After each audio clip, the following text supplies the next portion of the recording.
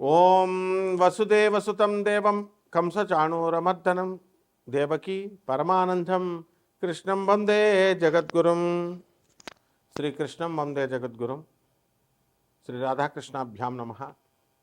అర్జునం వందే జగదేక వీరం.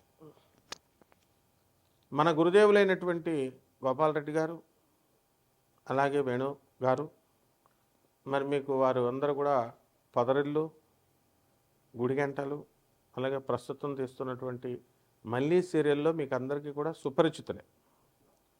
అలాగే మన ఛానల్ నడుపుతున్నటువంటి చంద్రమౌళి గారు, మరి దత్తాత్రేయ గారు, వీరందరూ కూడా మీ అందరికీ కూడా ఉగాది పరాభవనామ సంవత్సర శుభాకాంక్షలు తెలియజేస్తున్నారు.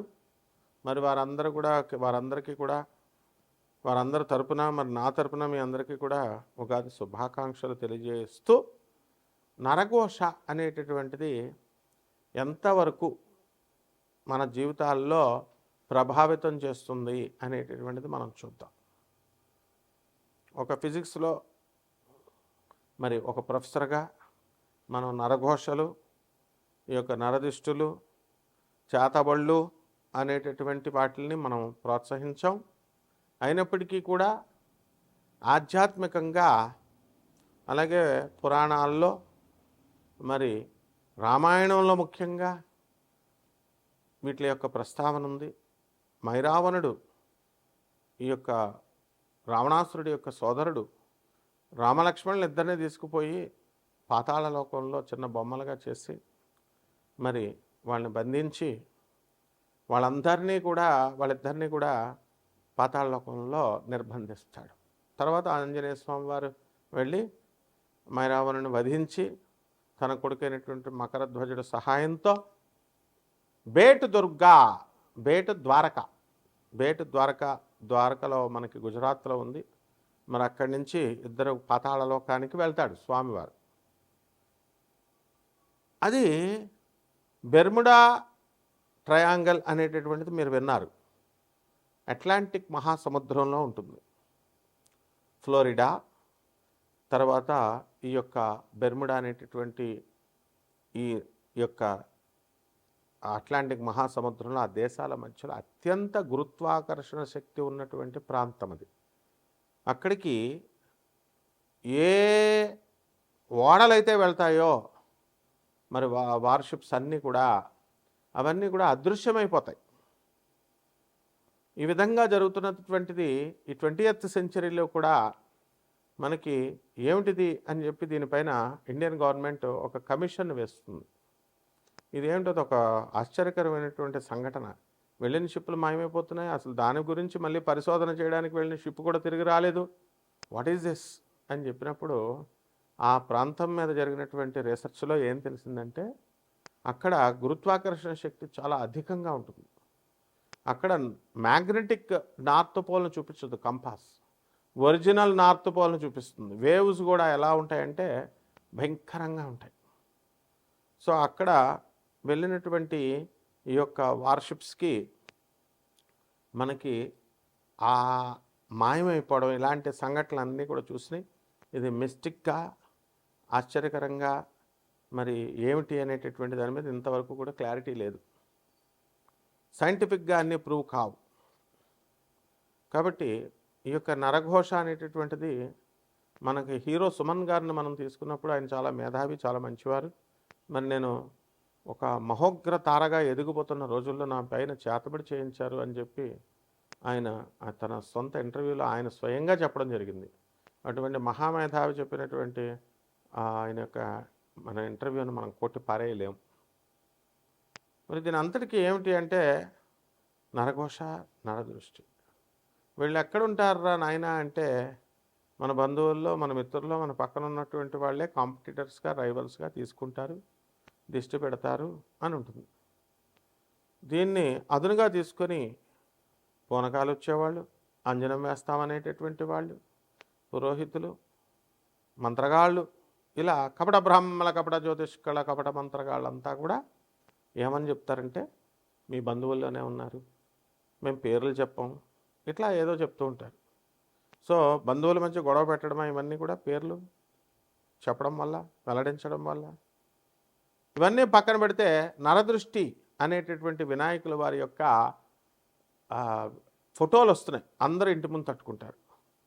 మరి మన గురువుగారు అయినటువంటి శ్రీమాన్ నండూరి శ్రీనివాసరావు గారు కూడా ఆయన ఒక సాఫ్ట్వేర్ ఇంజనీర్గా ఉండి మరి శ్రీ వైష్ణవులై మరి సాక్షాత్తు మా గురువుగారు అయినటువంటి ఇకిరాల వేదవ్యాస గారికి బంధువులై వారు కూడా ఈ యొక్క నరఘోష నరదృష్టి వల్ల మనందరం కూడా మనం దాని ఎఫెక్ట్ ఉంటుంది అని చెప్పి వారి యొక్క వీడియోల్లో చెప్పడం జరిగింది.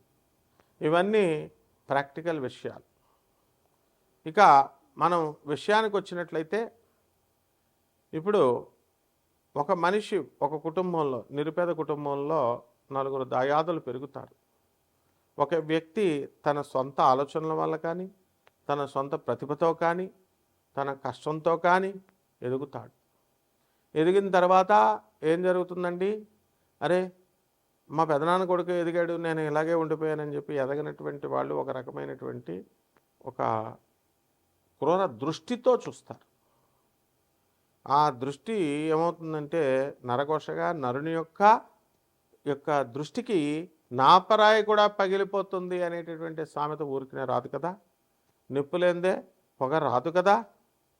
మరి ఈ విధంగా ఇటువంటి టాపిక్స్లో దిట్టయినటువంటి మరి మన చంద్రమౌళి, మన దత్తాత్రేయుడు, దత్తుడు, వీళ్ళందరూ కూడా ఛానల్ ఓనర్స్ అనమాట. ఈ టాపిక్కే చెప్పండి గురువుగారు అంటారు. కాబట్టి మేము సైన్స్ ప్రొఫెసర్లను అయినా మరి ఆధ్యాత్మికవేత్తలమైనా ఎటువంటి ఎంకరేజ్ చేయకూడదైనా అన్నా సరే కూడా ఇవి ఉన్నాయి కాబట్టి చెప్పండి గురుగారు, మిగతా పంతులు గారులు చెప్తున్నారు అని చెప్తారు. సహజం ఇది. మీకు ఒక ఉదాహరణ చెప్తాం. కలకత్తా నుంచి కోనార్క్ ఎక్స్ప్రెస్సో లేకపోతే భువనేశ్వర్ నుంచి వస్తూ ఉంటాయి. మేము అస్తమానం కలకత్తా మా గురుదేవులైనటువంటి ప్రభాత్ రంజన్ సర్కార్ గారి యొక్క హెడ్ క్వార్టర్స్ ఆనంద్ మార్గ్ ఆశ్రమం ఇంటర్నేషనల్ కోఆర్డినేటర్ నేను, అలాగే రిప్రజెంటేటివ్ గురువుని నేను. మరి వస్తున్నప్పుడు మా గురుగారి దగ్గర పసి వయసు నుంచి మేము పెరిగాం. అక్కడి నుంచి వస్తున్నప్పుడు ఒక సంఘటన నేను అబ్జర్వ్ చేశాను. కలకత్తా నుంచి హైదరాబాద్ రావడానికి 36 గంటలు పడుతుంది. అక్కడ మనం హైదరాబాద్లో విపిన్ అని మా యొక్క శిష్యుడు ఒకడు ఎక్కాడు, పద్మ అని వాళ్ళ ఆవిడ. ఎక్కి గురుగారు మనందరం కూడా ట్రైన్ ఎక్కామండి అని ఎక్కాం. ఎక్కితే ఎన్ని గంటలకండి? 3:30 గంటలకు మధ్యాహ్నం. వీళ్ళు పార్సిల్ చేసుకున్నారండి ఫుడ్ కోసం. సరే 7 అయింది, బండి వెళ్తుంది. వాళ్ళు 36 గంటల నుంచి వచ్చేటటువంటి వాళ్ళకి సరైనటువంటి ఆహారం లేదు. మరి వీళ్ళు హైదరాబాద్లో ఎక్కినటువంటి వీళ్ళు సాయంత్రం వేడేసరికి తినాలి కదా. ఒక ప్యాకెట్ విప్పారు, గుమ్మని మంచి బ్రహ్మాండమైనటువంటి స్మెల్ వస్తుంది. Paradise biryani, chicken biryani, mutton biryani. ఆ వాసన సువాసనలు వచ్చేసరికి మొత్తం అక్కడ ఉన్నటువంటి వాళ్ళు 36 గంటల నుంచి తిండి లేనటువంటి వాళ్ళంతా ఒక్కసారి ఆ వైపు చూశారు. చూసేసరికి ఆ బిర్యానీ చూసి వీళ్ళు మాకు లేనిది వీళ్ళకు ఉంది కదా అనేటటువంటిది వస్తుంది కదా పాపం. మరి వీళ్ళు తిన్నారు. మర్నాడు వీళ్ళందరికీ కూడా ఆశ్రమానికి వెళ్ళిన తర్వాత, బాంబే వెళ్ళిన తర్వాత మనకి వెస్ట్ అంధేరిలో మన ఆనంద్ మార్గ్ ఆశ్రమం ఉంది. అక్కడ వెళ్ళిన తర్వాత వీళ్ళిద్దరికీ కూడా అస్వస్థతకు గురయ్యారు. మరి 3:30 దాకా అస్వస్థత లేరు, వీళ్ళు బాగానే ఉన్నారు, బ్రహ్మాండంగా ఉన్నారు. మరి అక్కడికి వెళ్ళిన తర్వాత ఎందుకు ఇండైజెషన్ వచ్చింది, ఎందుకు అరగలేదు, ఇవన్నీ కూడా నరదృష్టి యొక్క లక్షణాలు. అదేవిధంగా నేను ఇస్కాన్ మా గురుగారు అయినటువంటి భక్తి వేదాంత ప్రభుపాదుల వారి డైరెక్ట్ శిష్యుడైనటువంటి ఆనందమయ ప్రభు ఒక 5 నెలలు అయింది ఆయన కీర్తి శిష్యులై. వారు చుగ్ అనేటటువంటి వ్యక్తిని కలవమని చెప్పి నేను స్టూడెంట్ ఏజ్లో ఆయన బాంబేలో ఉన్నటువంటి జుహూ బీచ్లో మరి ఇస్కాన్ ఆశ్రమానికి పంపించారు. అక్కడికి వెళ్ళినప్పుడు ఆ సముద్ర బీచ్ అక్కడ ఉంటుంది. ఆ బీచ్ దగ్గర ఒక పురోహితుడు ఏం చేస్తున్నాడంటే, ఒక లైన్ ఉన్నారు, ఒక 15 మందో 10 మందో నుంచొని ఉన్నారు. అందరికీ దిష్టి తీస్తున్నాడు, కొబ్బరికాయ వీను ఇసుకలో ఇలా తవ్వుతూ కప్పెడుతున్నాడు. ఏం చేస్తున్నాడు రా బాబు వీనా అని దగ్గరికి వెళ్ళి చూశాను నేను. అప్పుడు దాకా బాగున్నటువంటి నేను మన ఆనంద్ మార్గ్ ఆశ్రమం వెస్ట్ అంధేరిలో ఉంది, ఘట్కాపర్లో ఉంది, అంబోలీలో ఉంది, బాంబేలో. అక్కడికి వెళ్ళేసరికి నాకు జ్వరం వచ్చేసింది. ఇవన్నీ ఏంటంటే మరి ప్రాక్టికల్గా నరఘోష యొక్క ఎఫెక్ట్స్, నరదృష్టి యొక్క ఎఫెక్ట్స్. కాబట్టి మీరంతా కూడా జీవితంలో ఆనెస్ట్గా మనం చెప్పుకోవాలనుకున్నప్పుడు ఇటువంటి అన్నీ కూడా దాటాలి.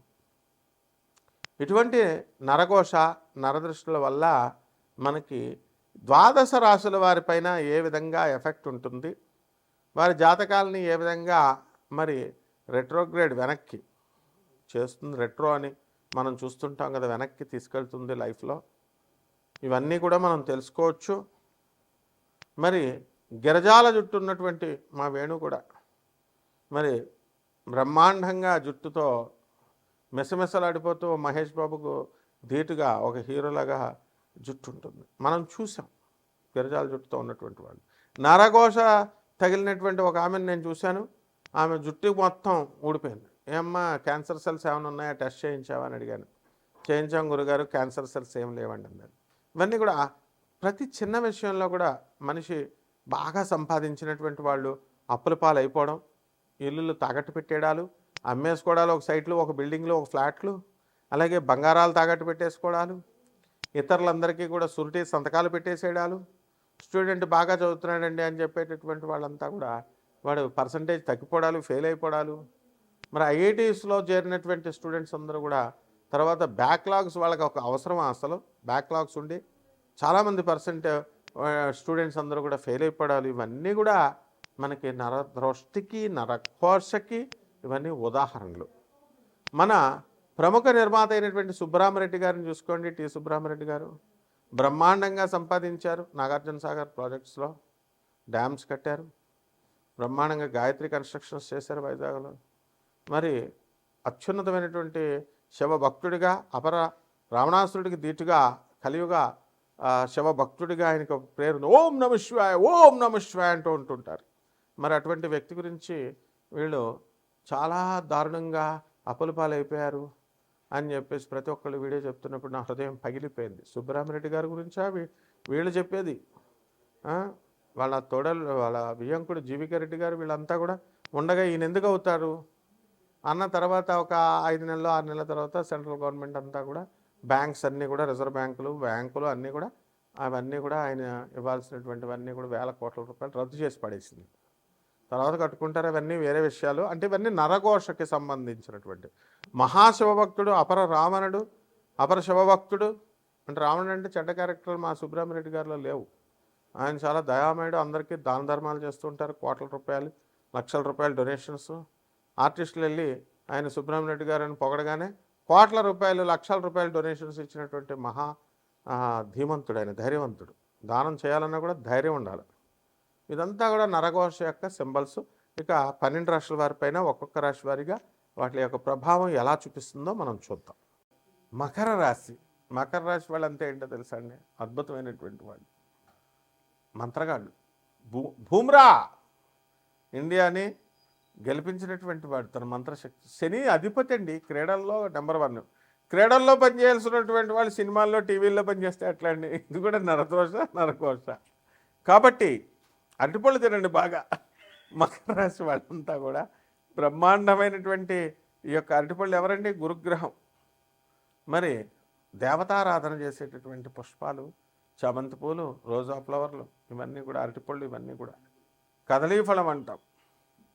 కాబట్టి ఈ మకర రాశి వాళ్ళంతా కూడా మనము ఏం చేయాలండి? ఇప్పుడు ఎక్కడున్నాడండి గురుడు? 2 జూన్ 2026 సంవత్సరం వరకు షష్ఠ స్థితిగతుడై ఉంటాడు. శత్రువులందరినీ మిత్రులుగా మార్చుకుంటాడు. చక్కగా మందు పార్టీలు పెడతాడు. బ్రహ్మాండంగా అందరినీ కూడా ఆకట్టుకోగలుగుతాడు. ఒక బూమ్రాలాగా విజృంభిస్తాడు అన్నీ కూడా. అండ్ బ్రహ్మాండంగా శుక్రాచార్యుడికి అర్పిస్తూ వీళ్ళంతా కూడా బ్రహ్మాండమైనటువంటి పార్టీల్లో ఉంటారు. ఎక్కడ అడ్డు లేదు. మరి మకర రాశి వాళ్ళు క్రమశిక్షణకు మారిపోయారు. శనీశ్వరుడు అంటే ఎవరండి బాబు? డిసిప్లిన్ అంటారు. తోలు తీసేస్తాడు శనీశ్వరుడు, మామూలు పైకి కనబడ్డంతే. కాబట్టి యమాగ్రజుడు. అటువంటి మకర రాశి వారికి 2 జూన్ 2026 సంవత్సరం తర్వాత సప్తమ స్థితిగతుడు అవుతున్నాడు. అప్పుడు శుభ ఫలితాలు. ఇప్పటి వరకు కూడా మనకి బ్రహ్మాండమైనటువంటి మనకి చక్కటి ఫలితాలు భార్య తరపు కలిసి రావడము, అలాగే పూర్వీకుల ప్రేమికులు ఎవరైతే, పూర్వ ప్రేమికులు ఎవరైతే ఉన్నారో వాళ్ళందరూ కలుస్తారు. కాబట్టి ఈ యొక్క అష్టమలో ఉన్నటువంటి కేతువు డిప్రెషన్స్కి తీసుకెళ్తాడు. ఇదంతా దేనివల్ల అండి? నరఘోష, నరదృష్టి. అంటే మనం పూర్వం చేసుకున్నటువంటి పాపాల ఫలితం. డిప్రెషన్కి వెళ్తాడు. అందువలన మనం సెర్చ్ చేసుకున్నటువంటి వీడియో రావట్లేదు అనుకోండి, డిప్రెషన్. ఈ విధంగా చిన్న చిన్న విషయాలకు కూడా డిప్రెషన్కి వెళ్తూ ఉంటారు. ఆదాయాలు బ్రహ్మాండంగా పెరుగుతాయి, రానున్న కాలంలో బ్రహ్మాండంగా ముందుకు వెళ్తారు చక్కగా. కాబట్టి ఈ యొక్క ఆర్మీలో ఉన్నటువంటి వాళ్ళకి సెలవులు దొరుకుతాయి చక్కగా, భార్యాపిల్లలతో కొంత సమయాన్ని కేటాయించడానికి. బ్రహ్మచారులకు వివాహాలు అవుతాయి చక్కగా. అదేవిధంగా ఈ మకర రాశి వాళ్ళందరూ కూడా భార్య మీద కోపంతో విడాకులకు వెళ్ళిపోయారండి వీళ్ళు కొంతమంది. మామగారి మీద కోపంతో భార్యల మీద అలా ఆస్తుల వ్యవహారాలు అవన్నీ కూడా కొంతమందికి మీ వ్యక్తిగత చార్ట్లు చూపించాలి. భార్యాభర్తలు వేరే వేరే రాష్ట్రాల్లో ఉద్యోగాలు చేస్తున్నటువంటి వాళ్ళకి చక్కగా ఒకే ఊరికి ట్రాన్స్ఫర్లు రావడం బ్రహ్మాండంగా ఉంది. కాబట్టి మకర రాశి వాళ్ళందరూ కూడా చక్కగా శనీశ్వరుడికి అధిపతులు, వాళ్ళే శనులు. అంటే జ్ఞానానికి ప్రతీకలు, ధైర్యం, సాహసం, ఔదార్యం వీళ్ళందరికీ కూడా ప్రతీకలు. అటువంటి మకర రాశి వాళ్ళకి మంచి శుభ సమయాలు వస్తున్నాయి. Wait for up to 5th December 2026 వరకు వెయిట్ చేయాల్సిందే. అప్పుడు దాకా యోగులే వీళ్ళంతా కూడా, ఋషులే. కాబట్టి ఎక్కడున్నా సరే ఒంటరిగా మరి ఆరాధన చేసుకుంటూ, మరి దైవారాధన చేసుకుంటూ ఉంటారు. దైవారాధన లేనటువంటి వాళ్ళు మనకి మందారాధన చేసుకుంటూ ఉంటారు ఫ్రెండ్స్తో, వీళ్ళతో. ఇదంతా నరకోశ ఎఫెక్టే. కాబట్టి జాగ్రత్తగా చేసుకుంటే దైవారాధనలో నిమగ్నం అవుతూ ఉంటారు. పరిహారాలు వచ్చేసరికి మకర రాశి వారు కేతువుని జాగ్రత్తగా చూసుకోవాలి, వెరీ డేంజరస్ ప్లానెట్. ఎప్పుడు కూడా ఈ మకర రాశి వాళ్ళు 5 డిసెంబర్ 2026 వరకు కూడా ఖాళీగా ఉండకూడదు, ఒంటరిగా ఉండకూడదు. ఎప్పుడు ఫ్రెండ్స్తో పార్టీలు చేసుకుంటూ ఉండాలి. కాబట్టి చక్కగా కేతు జపం చేసుకోండి, కేతు స్తోత్రాలు చదవండి. కేతువుకి కిలోంపావు ఉలవల్ని, ఆవుపేట రంగు ఉన్నటువంటి వస్త్రాలను కానీ మల్టీ కలర్డ్ వస్త్రాలను ఇచ్చి పేద బ్రాహ్మణులకి సోమవారం నాడు ఉదయం 7 గంటలకు దానం చేసుకోండి. అలాగే గణపతికి చక్కగా గరికి గడ్డితో ఓం గణేశాయ నమః అంటూ చేసుకుంటూ లడ్డూలు కానీ కుడుములు కానీ మీరు దానం చేసుకోవడం ద్వారా, నైవేద్యం పెట్టుకోవడం ద్వారా బ్రహ్మాండంగా ఉంటుంది. శుభమస్తు.